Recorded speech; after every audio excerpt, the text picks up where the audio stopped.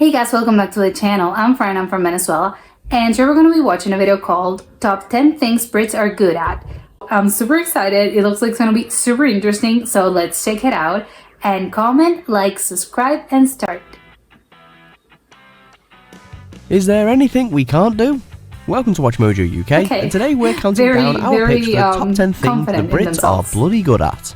Confident in themselves. Love one. Before we begin, we publish new content every day, so be sure to subscribe to our channel and ring the bell to get notified about our latest videos.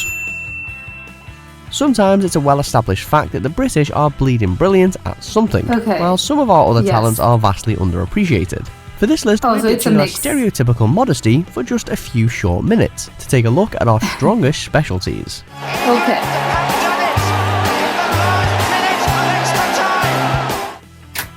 Number 10. Theatre. Forget Broadway, London's West End is the true pinnacle for stage performers. The actual theatre. Not that we're in competition with New York or anything, but if we were, we'd totally win. They are in competition with each other.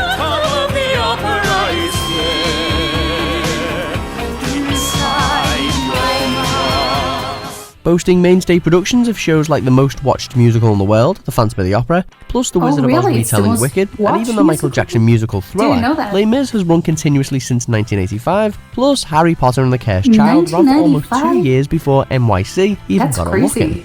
There's basically something for everyone under the bright lights. If you want to watch it, you can always go see it. Number 9. Playing Hollywood bad guys. For whatever reason, Hollywood seems to typecast us Brits as the villains. And that's probably because we're pretty damn great at it. Oh yeah. What was it you said to me before? Yippee-ki-yay, mother. Whether it's the legendary performance of Alan Rickman playing foil to Bruce Willis in Die Hard, or Gary Oldman's villainous turn in Bram Stoker's Dracula, or The Fifth Element, or Air Force One, or, well, you get the point. Next time. Or like anything, yes, they're always casting Brits. Clearly no one nails an ominous, threatening or iconic antagonist better than the raft of gargantuan actors hailing from these shores. Therefore, since I can approve a lover, I'm determined to prove a villain. Oh, it's like Number a play. 8. Educational institutes.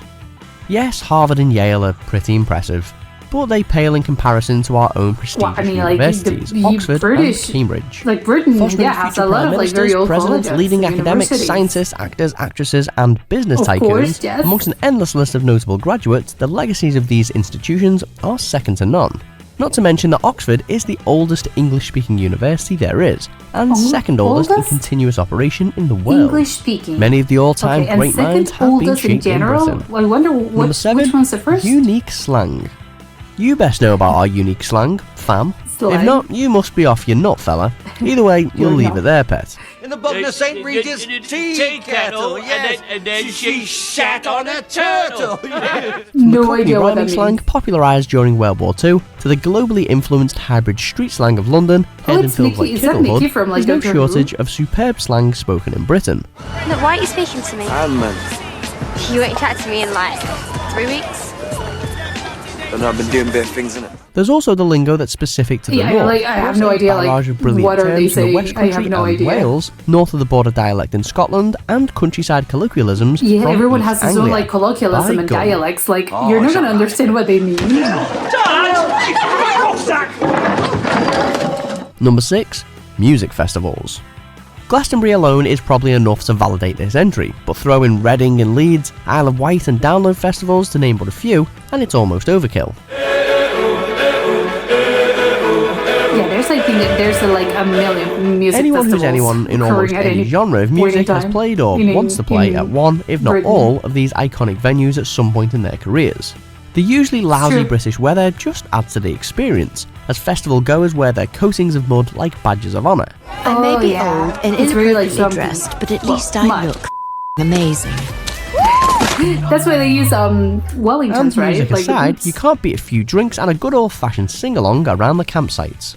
People fall in love in mysterious ways. Number 5. Inventing sports. Okay, football, tennis, rugby, cricket, table tennis, golf, ice hockey, and even baseball. Or they're just good at it. Originated in the UK. You're welcome. Really? I didn't know that all of them. We haven't done too badly at most of them either, especially tennis, rugby, and boxing in recent years. But globally, football is the most popular sport of all. I didn't know that it's like they originated that. And though England hasn't won a World Cup since way back in 1966, much to everyone's continued misery, the English Premier League is still the most watched league in the world, with players from all countries queuing up to play in it. Number 4, history. Britain's a pretty small island, because it's pretty old, steeped in more recorded history than almost anywhere else, and has long been a top tourist destination for eager culture vultures. True, the widespread rule of the British Empire isn't always remembered with great fondness, but the UK has historically proven an important and positive influence in Europe and the Commonwealth. And few countries can match Britain for impressive castles, important battle sites, stately homes, national parks, or inspired architecture. There's just really, really old stuff everywhere you look. Yeah, Number 3, comedy. No one, and we mean no one, does sarcasm or self-deprecating humour quite like the British. Along with our thriving economy, stable political leadership, and predictable weather, it's what we do best. Okay, like everything's perfect. This is supposed to be a happy occasion. Let's not bicker and argue about who killed who. Throw a few inventive, sodding swear words into the mix, and you're onto a winner. And then there's the steady flow of standout films and sitcoms, from Monty Python to Mr. Bean to Peep Show. What's so funny? It's only a fridge magnet. I know, but it looks just like a fried egg. As well as the long list of British comedies that America has tried to remake before failing miserably. You just can't beat the originals, can you? Well, sometimes. Sometimes yes, sometimes no.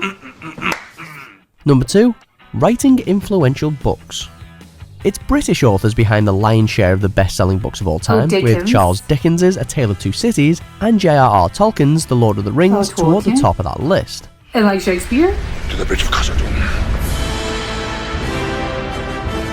And J.K. Rowling's Harry Potter books are also the best-selling series. Oh my god, I can't believe they're gonna mention like Shakespeare. What happened? It's kind of like the oldest. It's like the oldest writer. But more than the massive numbers, British writers have always been influential in shaping literary styles and genres.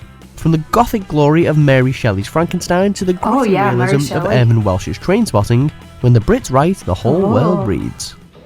So, we all get old, we can't hack it anymore, and that's it. Yeah. Number 1, producing influential music. The Beatles, the Rolling Stones, Black Sabbath, Iron Maiden, Queen, Bowie, Oasis, Radiohead. We could dedicate an entire list to the influential British bands and musicians, and in fact, already have. Well, yeah, I was gonna say, like, you just mentioned a bunch. And it's not just the rock and pop genres we've revolutionised either. The grime scene is another homegrown phenomena with the likes of Stormzy leading the charge. How dare you twist up the truth, look, you're getting way too big for your boots. Pick any era from the past century and the UK could provide a soundtrack to it. And a bloody good one at that. Okay, true. Do you agree with our picks? Check out these other great clips from Watch Well, I don't know. I'm not from the UK, so I can't say if I agree or not. But I love this video. I have to say, like, right off the bat, I'm super surprised that they didn't mention Shakespeare. Like in the list of like writers, of like famous writers, and they shape literature. Like, it's weird that they didn't really mention Shakespeare, which is weird because they mentioned like old writers like Mary Shelley and Charles Dickens. So kind of weird, but.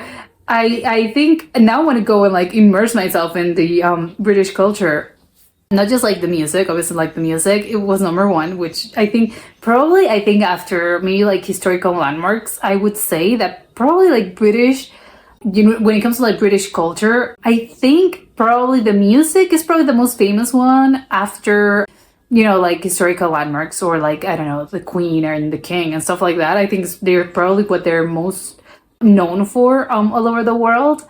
But it's really funny. Also like the humor, like it looks pretty fun. So yeah, now I want to like immerse myself in British culture. So I really love this. It was really fun, and I'll see you soon. Bye.